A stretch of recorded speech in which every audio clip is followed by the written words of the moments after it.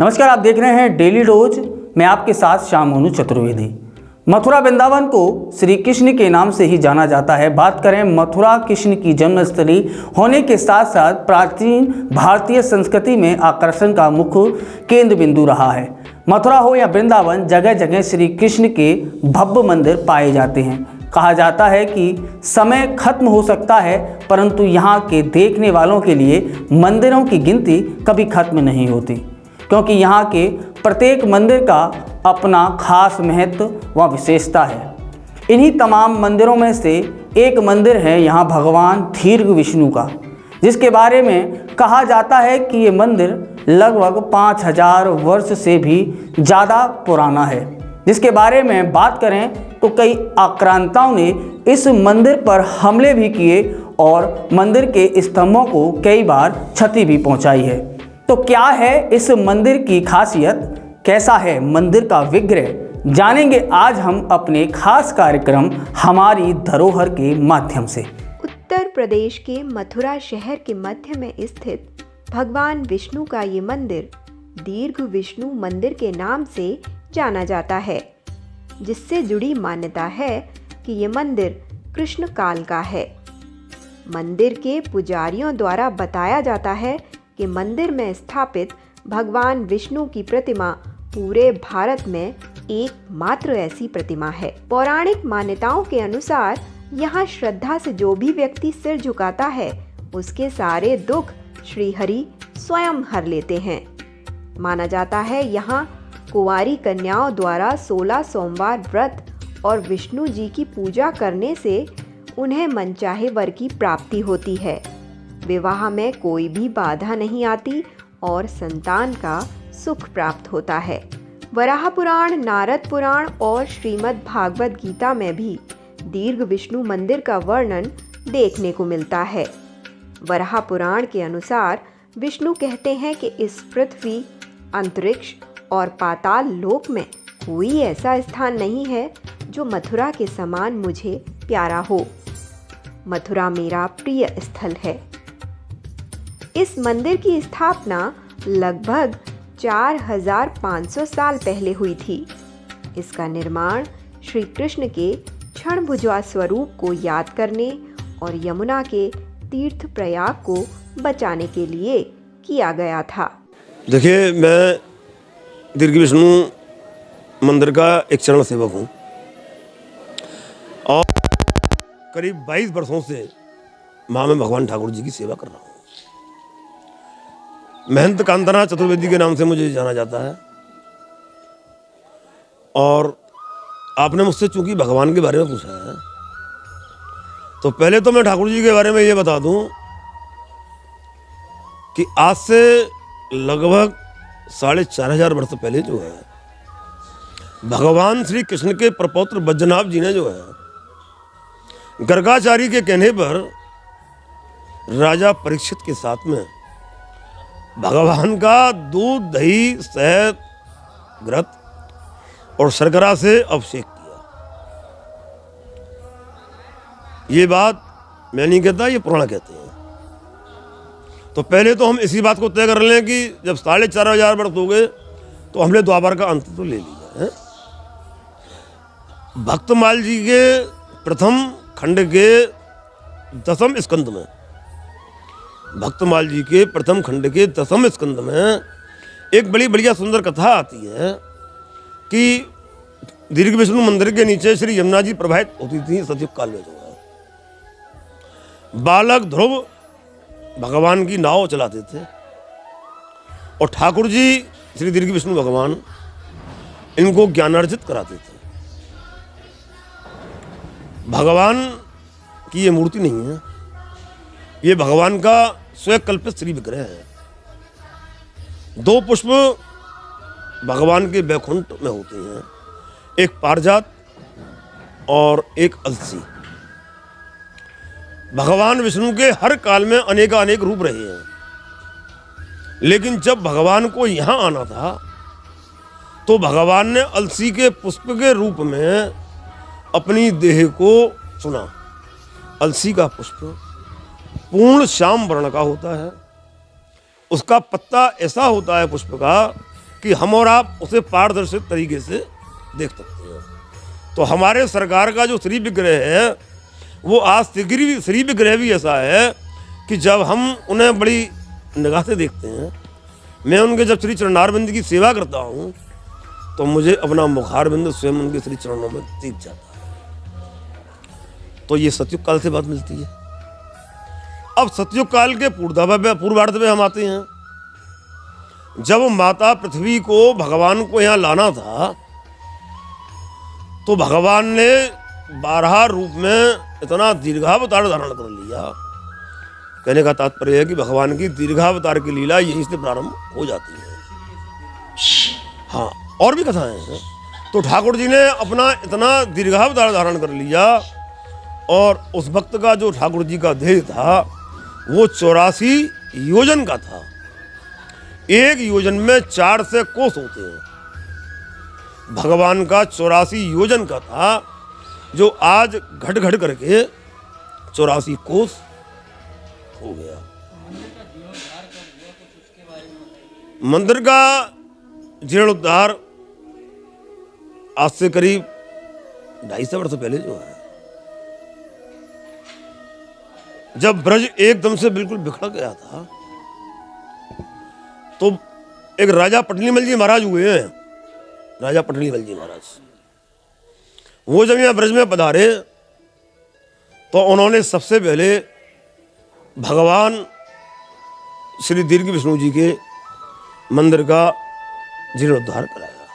क्यों कि ये मंदिर महमूद गजनवी से लेकर के अब्दुल्ला शाह अब्दाली तक 8 बार आक्रामित हुआ। ऐसे में ये मंदिर बिल्कुल ध्वस्त हो गया था। बार मंदिर को चोट पहुंचाएगी। 8 बार महमूद गजनवी ने ली, उसके बाद में अब्दुल्ला अब्दाली ने ली, अब्दुल्ला शाह अब्दाली ने ली। और तो मैं क्या कहूँ कि जब इस मंदिर को बचाने के लिए वहाँ के निवासियों ने, चतुर्वेदी लोगों ने एक संघर्ष किया तो अब्दुल्ला शाह अब्दाली ने उनकी लाशें बिछा दी। और आज भी हमारे यहाँ जो है वो होली के अवसर पर 3 दिन परवा, दोज और तीज कत्ल के श्राद्ध आज भी चतुर्वेदियों में होते हैं। कितनी मृत्यु हुई होंगी उस समय? हजारों लाखों मृत्यु। यहाँ मुस्लिम समुदाय नहीं था। जहाँ ठाकुर जी का मंदिर है ये मनोहरपुरा के नाम से व्याख्या देते हैं और मनोहर नाम भगवान का है, मुसलमानों में किसी का नहीं हुआ। तो जब अब्दुल्ला शाह अब्दाली हार गया तो वो सारी मुस्लिम बस्ती को यहीं छोड़ गया और उसी के कारण से आज यहाँ हजारों की बस्ती मुसलमानों की मंदिर के चारों तरफ है। ऐसे घोर यवन काल में रामानंदाचार्य जी महाराज पधारे दीर्घ विष्णु मंदिर में और यहाँ आकर के उन्होंने श्री हनुमान जी के विग्रह की स्थापना की। मैं आपको विश्वास दिलाता हूँ कि ऐसा विग्रह पूरे ब्रजमंडल में हनुमान जी का नहीं है, जिनके एक हाथ में तो संजीवनी है और एक में गदा है। कहूँगा मंदिर के अंदर कितने विग्रह हैं, कितने भगवान की मूर्तियाँ हैं और जो दीर्घ विष्णु मंदिर है उसका विग्रह कैसा है, तो उसके बारे में थोड़ी संक्षेप में जानकारी। देखिए, भगवान ठाकुर जी का जो विग्रह है ये उन्होंने माता पृथ्वी से ही कह दिया था कि तुम मेरे 12 रूप से, दीर्घ रूप से भयभीत हो रही हो तो शंख चक्र और गदा पद्म में मैं तुमको दर्शन दूंगा। तो भगवान का जो स्वरूप है वो श्याम वर्ण में है, शंख चक्र और गदा पद्म में है। और तो क्या, निज अंग से लक्ष्मी विराजे, मीन से कुंडल है, निरुपम निखिल श्री कांति जय दीर्घ विष्णु नमामि। भगवान के श्री अंग से जो लक्ष्मी जी उपजित हैं, जिन्हें हम पद्म प्रिय, पद्म दलायताक्षी, वेदों ने कहा है, ये मैं नहीं कहता। पद्म दलायताक्षी, पद्म प्रिय जो नाम पड़ा, ये पद्म से पैदा लक्ष्मी जी जो हैं। इसलिए हमारे ठाकुर श्री दीर्घ विष्णु के साथ में जो लक्ष्मी जी विराजमान हैं, सारे जहां में तो लक्ष्मी जी कमल के ऊपर हैं और यहाँ कमल के नीचे हैं। मंदिर में नक्काशी के बारे में बताएं। मंदिर की जो नक्काशी है वो दीवारों पे शंख चक्र और गदा पद्म लिखे हुए हैं, बने हुए हैं। प्राचीन काल के ऐसे यंत्र रूप स्वरूप बने हुए हैं जिनको देख करके अनेकों बार मुस्लिम आक्रमण करने आए, लेकिन भगवान के श्री चरणों तक कोई न पहुँच सका। ये माँ के यंत्रों का ही एक सबसे बड़ा सार है। यदि माने तो मंदिर में कौन कौन से उत्सव साल में मनाए जाते हैं? देखिए, हमारे यहाँ सारे उत्सव बैसाख से प्रारंभ होते हैं। भगवान ने विष्णु पुराण में कहा है कि बैसाख शुक्ला द्वादशी को तो मेरा मथुरा में अवतार हुआ।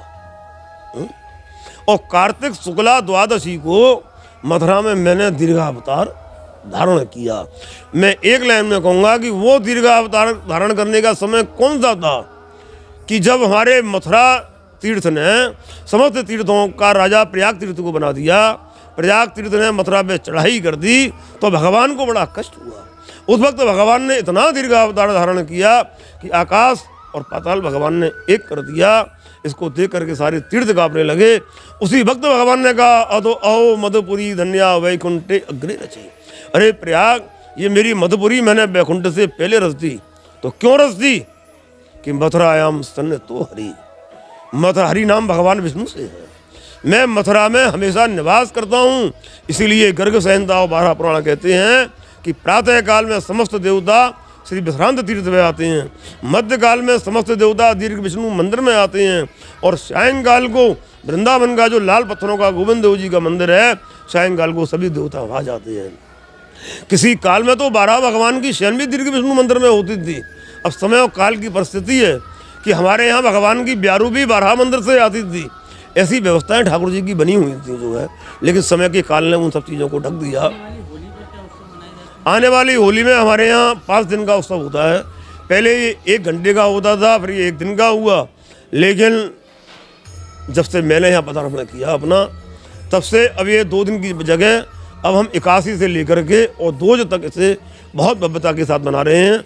मेरा आपसे भी अनुरोध है और आपके चैनल के माध्यम से आपके दर्शकों से भी आग्रह है कि वो 81 से लेकर के 2 तक दीर्घ विष्णु भगवान के दर्शन करें और इस होली का आनंद लें। क्योंकि मैं विशेष करके वैष्णवों से आग्रह और करूँगा, क्योंकि वैष्णवों के प्रवर्तक महापुरुष श्री वल्लभाचार्य जी महाराज इसी फागुन मास में हमारे दीर्घ विष्णु भगवान के प्रांगण में होली खेलने के लिए आए थे। इसलिए मैं वैष्णवों से भी कहूँगा कि जब वो होली खेलने भगवान से जरूर आए। ये ऐसा मंदिर है जहाँ चैतन्य महाप्रभु जी पधारे, रामानंदाचार्य जी पधारे, महापुरुष श्री वल्लभाचार्य जी महाराज पधारे, अनेक ऋषि मुनियों का तो यहाँ पदार्पण होता ही रहा। तो ये दीर्घ आखिरी में कहूँगा कि दर्शक मंदिर के बारे में बता दें, कौन सी जगह पर है और कहाँ से उनको आना पास पड़ता है? हाँ, मंदिर जो है वो बिल्कुल शहर के सेंट्रलाइजेशन में है। आप होली गेट से आएंगे, आपको पैदल 10 मिनट का रास्ता लगेगा। आप विश्राम घाट से पैदल आएंगे, आपको 10 मिनट का रास्ता पैदल का लगेगा। आप जंक्शन से आएंगे, टेम्पू से 15 मिनट का रास्ता है। जन्मभूमि हमसे बिल्कुल भिड़ी हुई है। आगे हमें पीछे जन्म स्थान है। मंदिर के दोनों तरफ मस्जिद बनी हुई हैं। यही हमारा लक्ष्य है। यही हम भगवान से प्रार्थना करते हैं कि सभी के सब धर्म बचे रहें, लेकिन भगवान श्री दीर्घ विष्णु मंदिर पर जो अब तक अत्याचार हो चुके वो शायद अब न हो, और दिन पर दिन ये मंदिर विकसित होता रहे। यही मेरा उद्देश्य है। हाँ, ये भरतपुर गेट और खारी कुआ घिया मंडी के बीच में खारी कुआ क्षेत्र आता है, जिसको कि अब तीर्थ प्रक्षेत्र घोषित कर दिया गया है। उस मार्ग में ये खारी कुआ पर स्थापित है। बड़े जटिल एरिया में है, करीब 20,000 की बस्ती मुसलमानों की रहती है। उसमें ये एक हिंदू मंदिर है।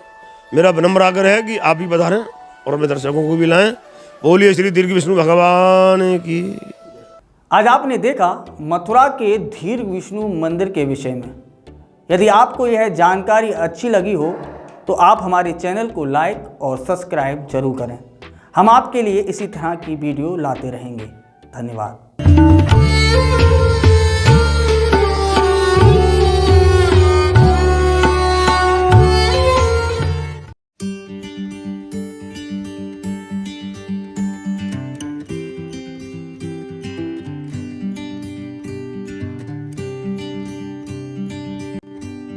इस कार्यक्रम के प्रायोजक थे द लॉन फैक्ट्री।